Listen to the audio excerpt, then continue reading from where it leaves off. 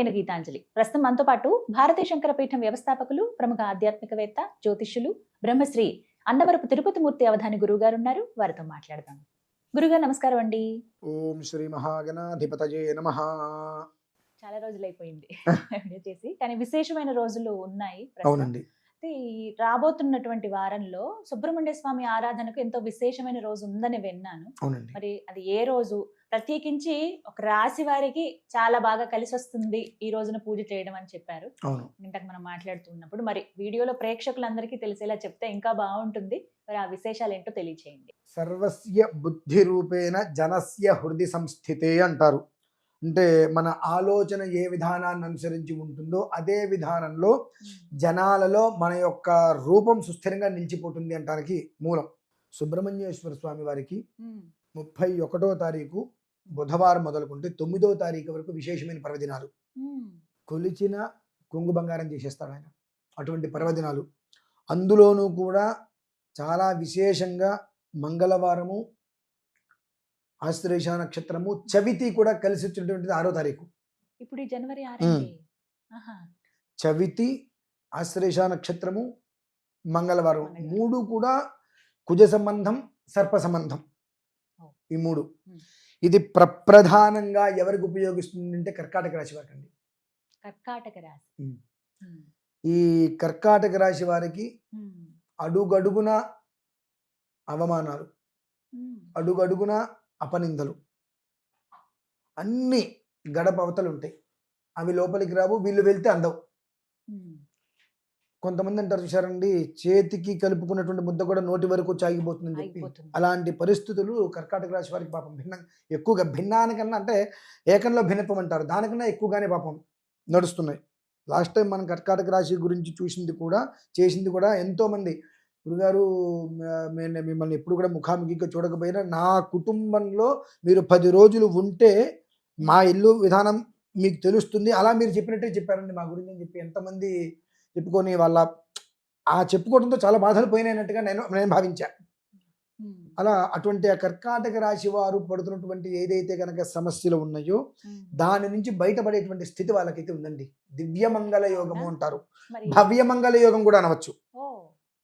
ఆ రోజునాడు సుబ్రహ్మణ్యేశ్వర స్వామి వారిని విశేషమైన ఆరాధన చేసుకోగలిగితే కర్కాటక రాశి వారికి పట్టినటువంటి పీడ అనవచ్చు, దరిద్రం అనవచ్చు, అష్ట దరిద్రములు అనవచ్చు, అవన్నీ కూడా వదిలిపోతాయండి. ఆ రోజు నుంచి ఒక్కొక్కటి దిగిపోతూ ఉంటాయి. వారికి మంచి యోగం అనేటువంటిది సౌభాగ్య యోగం. సౌభాగ్యం అంటే స్త్రీలకే కాదండి, పురుషులకు కూడా. ఎలా అవుతుందండి సౌభాగ్య యోగం? అంటే భార్యకి సంబంధించింది. అతను నిలబడితేనే కదండి ఆ ఇంటికి సౌభాగ్యము. ఆవిడ బొట్టు పెట్టుకోవడం సౌభాగ్యం కాదు, అతను నిలబడితేనే ఆ ఇంటికి సౌభాగ్యం. సౌభాగ్యం అనేటువంటి మీనింగ్ ప్రధానంగా పురుషుడే అండి. ఆ పురుషుడు పడేటువంటి కష్టాల వలన, వివాహం చేసుకున్న కష్టాలు, వివాహం జరగక కష్టాలు, దగ్గరకు చాగిపోయి కష్టాలు, ఉద్యోగంలో ఎదగలేక కష్టాలు, అన్ని రకాల సమస్యలు కూడా కర్కాటక రాశి వాళ్ళని అలా పట్టేసింది. అందులో నుంచి కర్కాటక రాశి ప్రధానం. ఆ కర్కాటక రాశి వారు ఇంతకాలం నుంచి పడుతుంటున్న వాటి నుంచి బయటపడి జనవరి, ఫిబ్రవరిలోనే సౌఖ్య యోగాన్ని కూడా వాళ్ళు చూసేటువంటి భాగ్యం అయితే ఉందండి అక్కడ. మరి ఏం చేయాలంటారు ఆ రోజున వారు? ఒకటి, ఎక్కడైనా సరే సుబ్రహ్మణ్యేశ్వర స్వామి వారికి ఆశ్లేష నక్షత్ర శాంతి, ఆశ్లేష బలి కాదండి, ఆశ్లేష బలి అనేటువంటిది 100కి 90 మందికి 99 మందికి అర్హత లేదు, ఉండదు. అదేవరో ఒకరికి మాత్రం ఎక్కడో అర్హత ఉంటుంది. ఆశ్లేష నక్షత్ర శాంతి అనేటువంటిది ఉంటుంది. ఎక్కడైనా ఆ ఒక్క శాంతిని వాళ్ళు కనుక నిర్వర్తించుకోగలిగితే ఆ రాత్రి తెల్లవారేలోపు ఖచ్చితంగా ఎంతోమందికి సర్పం అనేటువంటిది పొట్టలోకి వెళ్ళిపోయినట్టుగా కళ స్వప్నంలో కూడా దర్శనమిస్తుంది. అంటే మీకు ఉన్నటువంటిది అన్నీ కూడా ఇక నేను తీసుకువెళ్ళిపోయే లోపలికి మీకేమీ లేదు అనేటువంటి ఒక విధానంగా స్వామివారి ఒక హామీ ఇస్తారండి. అదే రోజు నాడు మనకు విజయవాడలో సుబ్రహ్మణ్యేశ్వర స్వామి వారి దేవాలయం గురించి, పుట్ట గురించి చెప్పాం. అది దినదిన ప్రవర్ధమానం చెందుతుంది భక్తులతో ఎంతో మంది. రేపు అందులో మొన్న చెప్పాక మీకు లాస్ట్ టైం 700 మంది సంతానం కలిగింది, అందులో ఒకళ్ళు ఎల్లుండి వస్తున్నారు చెప్పారు. స్వామివారి అనుగ్రహం వల్లే మాకు సంతానం కలిగిందండి, మీరు చాలా వీడియోస్ చేశారు, మాకే బాధ అనిపించింది, మేము ఈసారి వస్తున్నాం అక్కడికి అంటే మాకే అనేటువంటి విషయాన్ని మేము తెలియజేస్తే 10 మందికి అర్థమవుతుంది, దానికోసం కూడా మేము అక్కడికి వస్తామని చెప్పి అన్నారు. అది వేరే విషయం. ఆ రోజు నాడు అక్కడ చేస్తుంది ఏంటంటే అమ్మా, పళని నుంచి ఏదైతే నవపాషాణాలలో అష్టధాతువులలో నిక్షిప్తం చేసినటువంటి విగ్రహం ఏదైతే ఉంటుందో ఆ విగ్రహానికి విశేషమైన అభిషేకం. అంతేకాకుండా అక్కడ 14 తలల సర్పాన్ని అక్కడ ఒక రూపు వేసి ఆ రూపుకి మళ్ళీ విడిగా 14 సర్పాకృతుల్ని ఏర్పాటు చేసి వాటికి విశేషమైన అర్చన జరుగుతుంది. ఇంతవరకు ఆ మంత్రాలు ఎవరు విని ఉండరు. విశేషమైన పాశుపత మంత్రం.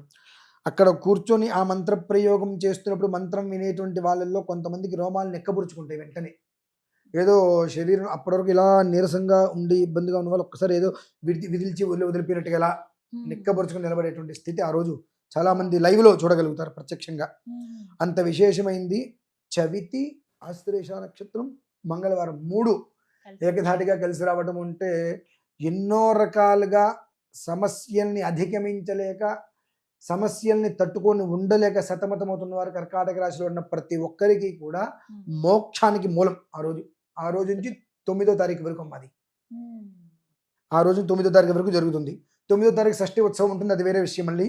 కానీ 6వ తారీఖు నుంచి 9వ తారీఖు షష్ఠి వరకు చవితి, పంచమి, షష్ఠి. మనకు నాగుల చవితి అంటారు, శ్రీ పంచమి అంటారు, స్కంద షష్ఠి అంటారు. అంటే శ్రీ పంచమి రేపు వచ్చేదని చెప్పట్లా నేను. మామూలుగా శ్రీ అంటే యోగదాయకమైనటువంటి పంచమి, అలాగే షష్ఠి. ఈ 3 రోజులు కూడా స్వామివారికి విశేష ఆరాధన జరుగుతాయి. అందులో ప్రధానంగా మాత్రం కర్కాటక రాశి వారు అనుభవిస్తున్నటువంటి వాటి నుంచి పరిపూర్ణంగా బయటికి వచ్చి జనవరి నెలలోనే వాళ్ళు చక్కటి సుఖవంతమైన జీవితానికి నాంది వేసుకోగలుగుతారు. ఫిబ్రవరి, మార్చి లేదంటే మరలి వచ్చే ముహూర్తాలలో కొంతమందికి వివాహాలు కూడా అయ్యి జీవితం అనేటువంటిది సార్థకతకి చెంది నిలబడతారమ్మా. అంత విశేషమైనటువంటి పర్వదినం మాత్రం రేపు 6వ తారీఖు ఉంది. ఎక్కడైనా చేసుకోవచ్చు. అక్కడే ఎందుకు చేస్తున్నారండి మరి అంటానికి ఏంటంటే, మనకు మేడి చెట్టు ఉంటుందండి ఒకటి. మామూలుగా మేడి చెట్టు అంటేనే జ్ఞానప్రదాత అని చెప్పి దానికి పేరు. మనం ఎక్కడైనా చూస్తున్నా మామూలుగా ఇళ్ళ ముందు కానీ ఎక్కడైనా ఒక 3 అడుగులు 4 అడుగులు 5 అడుగులు ఏది కింద నుంచి కొమ్మ చెట్టు పెద్దదవుతుంది, ఒక 8 అడుగులు 10 అడుగులు పైకి వెళ్తుంది విశాలంగా. కానీ మొదటి నుంచి మాత్రం పైకి ఎంత హైట్ ఉండదు. అటువంటిది అక్కడ దగ్గరగా 40 అడుగుల వృక్షం ఉందండి. ఖచ్చితంగా స్వామివారి మెట్లకి మొదట్లోనే, ఆలయ మెట్లకి మొదట్లోనే అంత పెద్ద వృక్షం ఉంది. దాని నుంచి చక్కగా నేను కూడా స్వామివారిని విగ్రహాన్ని తీసుకుని అక్కడి నుంచి పైకి వెళ్తుంటే పింకు, ఆ పింకు కలర్ లో ఉండేటువంటి పళ్ళు అలా కింద పడ్డాయి చక్కగా. అంటే ఆ మేడి వృక్షం అనేటువంటి చాలా విశేషం. స్వామివారి యొక్క పాదాల దగ్గరికి మేడి చెట్టు యొక్క శిరస్సు వెళ్తుందమ్మా. దాని ప్రభావం అలా వస్తుంది. పర్టికులర్గా పైకి వచ్చి కనుక అటు మేడి వృక్షని పుట్టని చూస్తే ఇలా ఉంటుంది. అది పుట్ట ఇక్కడ ఉంటుంది. కింద నుంచి 30-40 అడుగులు పైకి వచ్చి ఆ వృక్షం యొక్క శాఖలు, కొమ్మలు ఇలా వస్తాయి స్వామివారి మీదకి. అంతకు మించిన యోగం ఇంకేం కావాలమ్మా? మేడి వృక్షం ఉంటేనే జ్ఞానప్రదాత, ఐశ్వర్యప్రదం అని చెప్పి మనం పెద్దవాళ్ళు అంటుంటారు చాలా. అటువంటి ఆ రెండిట్ల సంయోగం అక్కడ ఉందమ్మా. కనుకనే అక్కడే నిర్వహించడానికి నేను మూల కారణం ఏమిటి అంటే, శక్తియుత క్షేత్రంగా ఉంటుంది, రహస్యకృతంగా ఉండేటువంటి శక్తియుత క్షేత్రం. అక్కడికి వచ్చిన వాళ్ళకి మాత్రమే ఆ అనుభూతిని పొందగలుగుతారు. ఇక్కడ నేను చెబితే కాదు, ఇక్కడికి వచ్చిన ప్రతి ఒక్కరు కూడా అనుభూతిని పొందిన వారు ఉన్నారు చాలా మంది. కాబట్టి అక్కడ అనేటువంటిది నేను దగ్గరుండి నిర్వర్తిస్తున్నా. ఎక్కడైనా చేసుకోవచ్చు ఆ విధానం. అక్కడ నేను దగ్గరుండి ఆ విగ్రహానికి ప్రత్యేకంగా పళని నుంచి వచ్చిన విగ్రహానికి అభిషేకము, 14 ముఖాలతో సర్పాకృతిని వేసి మళ్ళీ 14 సర్పాలని అక్కడ బింబ రూపంలో ప్రతిష్ఠ చేసి దానికి అర్చన ఆరాధన జరుగుతుంది విశేషంగా. అది ఆ రోజు ఉదయం 8:30కి ప్రారంభం అవుతుంది, 9 గంటలకు అవుతుంది. పూర్తయ్యేటప్పటికి దరిదాపుగా 1:30, 2, 3 కూడా అయినా ఆశ్చర్యపోకుండా ఆ రోజు 14 సర్పాకృతికి సంబంధించిన హోమం జరుగుతుంది. కర్కాటక రాశి వారికి ఉన్నటువంటి ఏదైతే కనుక శారీరక మానసిక శ్రమకి ఫలితాలు లేకుండా ఇబ్బందులు పడుతున్నారు వారందరికీ కూడా సమగ్రమైన ఫలితానికి నాంది అమ్మ ఆ రోజుతో. అమితంగా చక్కగా ఖచ్చితంగా చెప్తా. వీలున్న వాళ్ళు జనవరి 6వ తారీఖు నామాలకొండ విజయవాడ అండి. అక్కడికి వెళ్ళి సుబ్రహ్మణ్య స్వామివారు ఎంచుకున్నటువంటి ప్రదేశం అది. ఎంతో పెద్ద పుట్ట ఉంటుంది. ఎంతో మంది అక్కడికి వెళ్ళి సంతాన భాగ్యాన్ని పొందారని చెప్తారు. మరి మంగళవారం రోజు చాలా విశేషంగా స్వామికి అనుకూలమైన నక్షత్రం కావచ్చు, ఆ రోజు చవితి ఉంది, మంగళవారం అన్ని స్వామికి ఇష్టమైనవే. మరి ఆ రోజున దర్శించుకునే ప్రయత్నం అయితే చేయండి. చాలా సంతోషం గురుగారు. నమస్కారం. పరమేశ్వర.